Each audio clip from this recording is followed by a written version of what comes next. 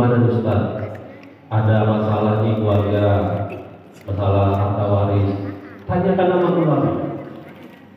Atau biasanya kalau ada orang meninggal harta waris dibagi-bagi, ya kan? Tanyakan kepada ulama. Gimana nih Ustaz? Saya sering marah-marah sama suami, suara saya keras. Apa saya termasuk ahli neraka ya Ustaz? Kalau ada penanya, tanyakan sama Ustaz atau Ustazah. Jadi dalam kehidupan kita ini, kalau kita hidupkan sunnah Nabi, maka semuanya bernilai amal. Seperti tidur, kalau kita ikut sunnah Nabi, maka tidur kita bernilai amal. Contoh, ada orang usianya 60 tahun. Kalau kita hitung, kita satu hari satu malam itu hampir sepertiga hidup kita itu tidur. Kalau sudah 60 tahun, berarti 20 tahun itu tidur.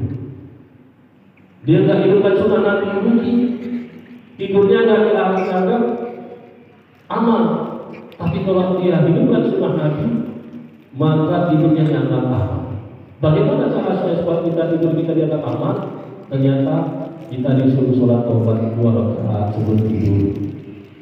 Disuruh mencatat hutang-hutang kita sebelum tidur, catat di buku. Kepada siapa kita berhutang, catat, niat untuk membayar hutang. Kalau malam ini malam terakhir kita untuk tidur dunia ini, maka hutang-hutang kita sudah tercatat. Apalagi sunnah Nabi disuruh memaafkan saudara muslim sebelum tidur. Gara-gara memaafkan ini, ada satu orang sahabat dikatakan sebentar lagi ahli surga akan datang.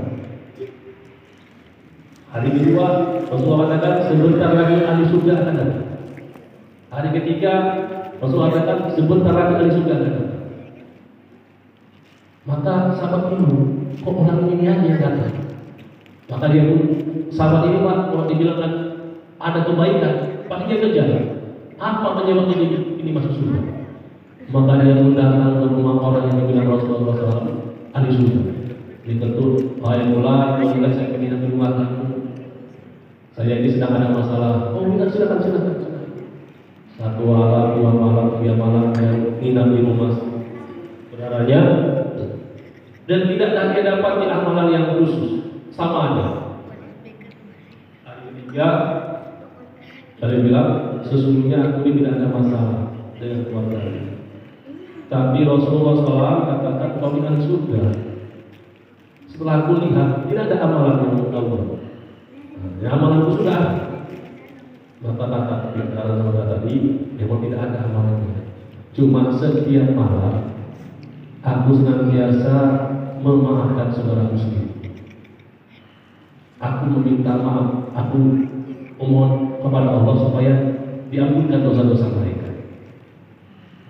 Memaafkan semua dosa-dosa saudara muslim kepadaku. Dan ini amalan yang kecil tapi besar. Jadi sebelum tidur bagaimana kita juga membaca Al-Quran, karena Rasulullah menghendaki kita ini setiap malam ini khatam Al-Quran. Ternyata dengan membaca Qul Huwallahu Ahad sebanyak 3 kali sama seperti menghatamkan Al-Quran. Melajim-lajimkan kita menghatamkan Al-Quran. Apalagi kita bisa baca surah Al-Mulk dan As-Sajdah Al-Mulk dan As-Sajdah setiap malam. Sebelum maghrib, habis maghrib kita baca Al-Mulk dan As-Sajdah. Maka ini amalan-amalan yang biasa dibuat oleh Nabi. Bagaimana kita juga bisa buat?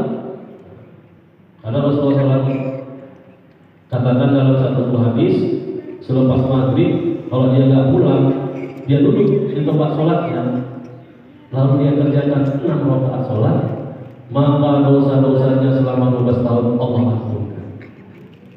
Ini yang biasa dibuat oleh Nabi. Selepas subuh, dia nggak pulang, nggak beranjak, dia zikir, dia bawa taklim. Lalu tiba waktu Isra, dia sholat 2 rakaat, maka tidak dapat ganjaran pahala haji dan umroh sempurna. 3 kali Rasulullah katakan. Bagaimana kita membiasakan sunnah dari bangun tidur sampai tertidur lagi, ya. Jadi begitu banyak ternyata amalan-amalan yang telah diberikan oleh Rasulullah SAW supaya kita ini menjadi orang-orang yang beruntung. Karena Rasulullah SAW tidak membawakan kita pada harta, tidak membawakan kita kepada jabatan yang tinggi, tapi Rasulullah SAW menghendaki kita ini pulang dengan amal yang paling baik. Tapi banyak orang yang ketika dia pulang, dia menyesal. Rabbana absarna farjina na'mal sholihan inna mungkin. Ya Allah, Allah, sekarang kembalikanlah kami ya Allah ke dunia ya Allah. Kami sudah percaya, yakin bahwasanya kamu akhirat itu ada. Ya Allah, kembalikan kami ke dunia ya Allah. 5 menit untuk beramal. Gak bisa, Pak.